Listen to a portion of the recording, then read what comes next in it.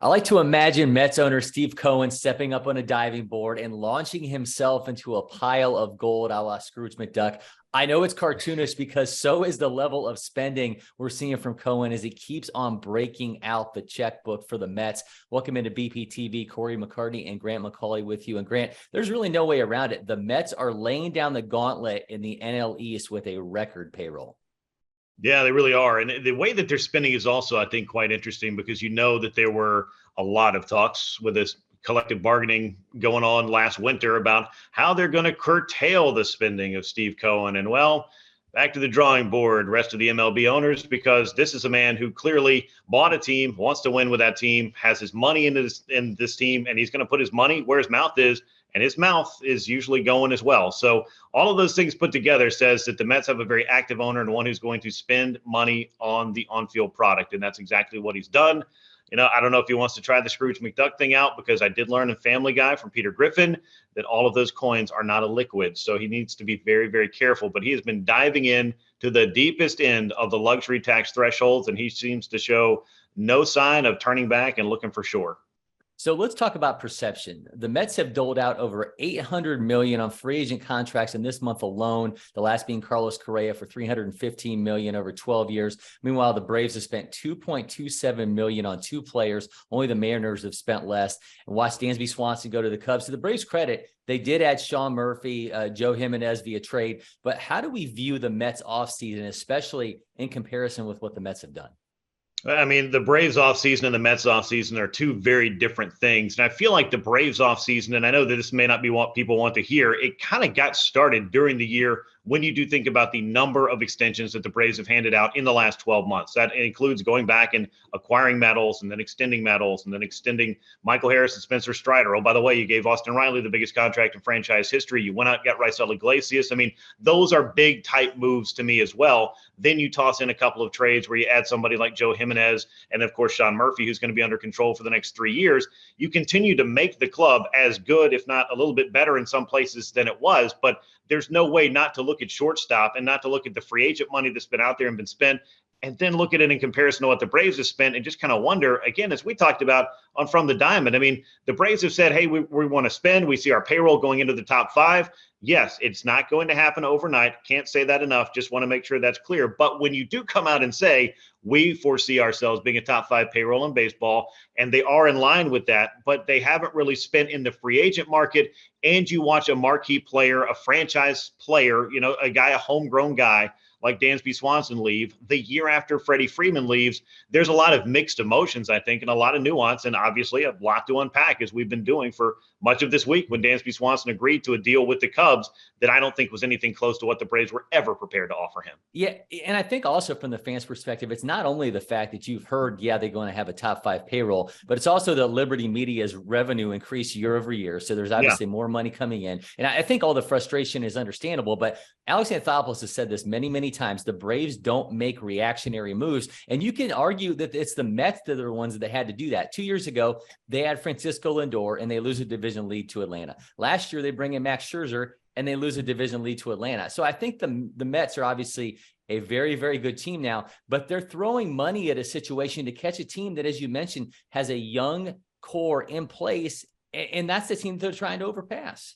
Yeah, and you know, like nothing is proven that a team can go out there. It's far from proven that a team can go out and throw money and buy a championship in Major League Baseball. You might get lucky every once in a while, but if you really sit back and look throughout the postseason, yeah, these clubs are getting there, but are they winning routinely? I mean, look at the New York Yankees and how much money they have spent. Haven't won the World Series since 2009. You look at the LA Dodgers, think about how much money they've spent. They won the 2020 World Series in the COVID-shortened season, and they have gone and had the opportunity to be in the postseason, NLCS, World Series appearances, and the like, and have been unable to get over that hump and turn it into multiple championships, I guess is what I'm saying, especially in the case of the Dodgers, but in particular in the case of the Yankees, because, I mean, that's always, when you think about spending big bucks in New York, the Yankees is usually the team that springs to mind. Steve Cohen is changing the narrative a bit as far as all that's concerned, but yeah, I mean, the way that they're spending, though, if you really look at it, I think it's within the next couple of years or after the next two seasons, they only have $124 million that's on the books. So while they do have a $385 million payroll, whatever it is at time of recording, which could be more after they sign somebody else as soon as we log off, they still have not spent themselves into such a hole that they're never going to get out of it, or that they have so many albatross contracts that they're, setting themselves back for decades. We'll find out how the Correa deal, for example, ages. We'll see how the Lindor deal ages. But by and large, and the Mets have put together a very well-rounded, well-constructed veteran team. They've done it largely through the free agent market. They haven't had to lose a bunch of picks. In fact, they've netted a couple, thanks to Jacob deGrom leaving, among others. So it's really interesting to see what they're doing, because they are operating inside of the system. And then when they want to go over, Steve Cohen has basically just said, I'll write that check, which means all those clubs that don't want to spend and can't spend, if anything, it's proven if you have an owner who is motivated to spend, you can do it. And that this biblical losses stuff and some of the other things that we were hearing throughout the course of the lockout, and why there was a lockout to begin with, may not necessarily be true. Now, Steve Cohen's an outlier on both ends of the spectrum, but it does prove that, if you have somebody motivated to do it, it can be done.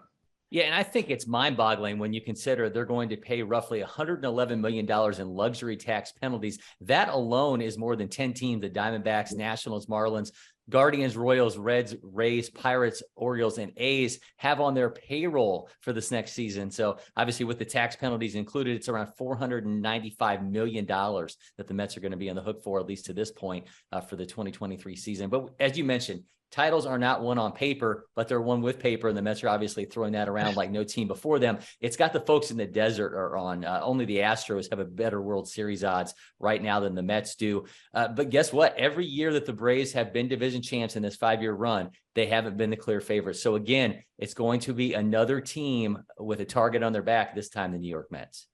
Yeah, and maybe that's just the way it's going to go, is so we're going to continue to load up on the offseason, and maybe people will look at the Braves and think, okay, well, they're good, but what did they add in the offseason? And kind of have that recency bias, or just looking at, well, what have you done lately? The Braves are a very well-constructed team, and that does not take away the sting and the disappointment of, for a large portion of the fan base, not being able to retain Dansby Swanson, or being able to bring in, say, one of the other main shortstops that were out there, make some kind of big splashy trade that solves that problem. It's not sexy or exciting to say, hey, internal option, such and such player who came up and looked kind of good before he looked kind of like he was going to struggle. We don't know what we got, but we're going to roll with it. That's not exactly looking at we're not looking at that as an upgrade when you consider how the Mets are basically going out saying, oh, we have a hole here. Let's go sign this guy for X amount of money and X amount of money. And then we'll sign this guy, this guy, this guy, this guy. It's just not working that way for the Braves, but they only had a couple of holes because the roster was extremely well constructed. But that being said, we've also seen the Braves do as well or better than anybody, I think, at supplementing their roster in season. It's just, if you get yourself into that scenario where you're staring up at another 7, 8, 10.5 game deficit in the division, that's going to be a tough climb. You're not going to be able to make that every single year, and maybe that won't happen this year. It may not, and we'll see if the Braves are able to get off to a little bit of a quicker start. That would certainly help, because it does look like this Mets team has reloaded and is ready to do what it did a year ago. They're going to be a very viable opponent. Phillies are going to have something, I think, to say in the National League East. They may not be able to overtake the other two teams, but they're certainly there to be reckoned with, and they've spent some money in the offseason as well.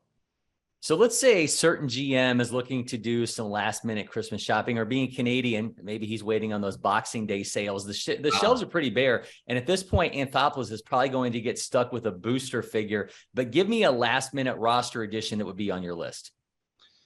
Yeah, I've looked at this, up and down, trying to kind of figure out what would make sense. And I guess I come back to, do you want to do a stopgap type shortstop? And I know that the name Elvis Andrus has been thrown around for a number of months now, as in terms of, if there is a shortstop who is above replacement level to a certain degree, which Elvis Andrus still is, could you get him in here for a year to kind of help Vaughn Grissom get that opportunity to grow and develop a little bit more at the AAA level? Would it be something that, now that the shortstop market's so crazy, any team that missed out on the big shortstops might be willing to throw 2 or 3 or 4 years at Elvis Andrus, who's not altogether that old, but not in the prime of his career right now? That might be a name that I'd throw out there. I know some people have been at least floating the idea of Andrelton Simmons maybe wandering his way home and filling in at shortstop for a year for the Braves. I mean, at a low cost, I don't see any reason why you might not try that, but it's not going to be the offensive potential that Dansby Swanson had and has in his bat. And that's one of the things that I think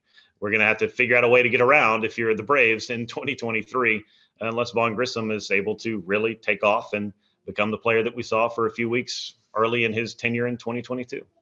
So I would have said Michael Conforto, but the Giants, after missing out on Yep. Aaron Judge and Carlos Correa, they now have a 2-year, $36 million deal in place with Conforto, which, barring a physical, which now when we hear the term barring a physical, is going to carry more weight than it ever has in a baseball offseason. So I'm going to pivot and cheat a little bit here and go to the trade market with Brian Reynolds. And the reported ask of the Pirates is starting pitching. And it's likely going to cost the Braves a package that includes one of those options that we've talked about for a fifth starter. So you're talking Ian Anderson, Bryce Elder, Jared Schuster, Mike Soroka. But I think there's a combination that can get them the 28-year-old all-star in Atlanta. And I think that could be the move that completely reshapes the perception of this offseason for the Braves. Oh, 100% it would. I mean, and that's the kind of player that, the Pirates are the Pirates, but 29 other clubs would be happy to have Brian Reynolds and will be better with Brian Reynolds than they were without him. And that includes some of the clubs that don't want to pay a lot for players and aren't necessarily going to be doing a whole lot of winning. But Brian Reynolds is a very quality player who has a little bit of versatility. Obviously, the bat would help the Braves lineup. You know, we always hear about Brian Snitker talking about the length of their lineup and the depth of that lineup and the ability to hurt you from all the different spots. The Braves showed that last year when they were having so much production out of the ninth spot in the order, thanks in large part to Michael Harris. But that aside, I mean, that would be a wonderful trade. And the Braves do have those trade chips, if you will, because, I mean, you got 5 spots in the rotation. I've said time and again, we've seen the Braves rotation be tested every single year. Somebody goes down for a period of time. Who's going to be able to step up? I think they could still get this deal done, even if they parted with a couple of those starting pitching trade chips in order to get somebody like Brian Reynolds. And then, you know, while the Braves farm system may not be what it used to be in terms of the top rankings and all of baseball, they continue to produce and find talent and create, you know, stars that can come up and be viable major league players. And I think that the Braves could continue to overcome making another type of deal after already parting with a lot of trade chips to get Sean Murphy from Oakland. Well, forget visions of sugar plums dancing in your head. I think everyone wants to have visions of Brian Reynolds, Michael Harris II, and Ronald Acuna Jr. in a Braves outfield dancing in their head. So before we go, I want to wish everyone out there a happy holidays. I can't tell you what it means to us to have you watch, listen, and read our coverage of this team. And Grant, I know you feel the exact same way. I absolutely do. I've had a blast all year long, Corey, with you here on Battery Power and, of course, over on From the Diamond on Sports Radio 92.9 The Game. We had the opportunity to talk so much Braves this week. Hopefully, every time you thought about the Braves or were looking for news about the Braves, you saw us pop up there talking about all the things that you're interested in, because that is, of course, what we're interested in. So thank you so much to all the people who subscribe, who like, who share, all the wonderful comments and feedback that we get. We read it all and we appreciate it all. And we look forward to carrying it all on into a brand new year, which hopefully will be one to remember for the Atlanta Braves. And if you're looking to gift us something, subscribe, turn on those notifications, and tell a friend to help this thing grow. And as Grant mentioned, you can also find us on From the Diamond wherever you find your podcast. Until next time, I'm Cory McCartney. He's Grant McAuley, wishing all of Braves country a happy holidays.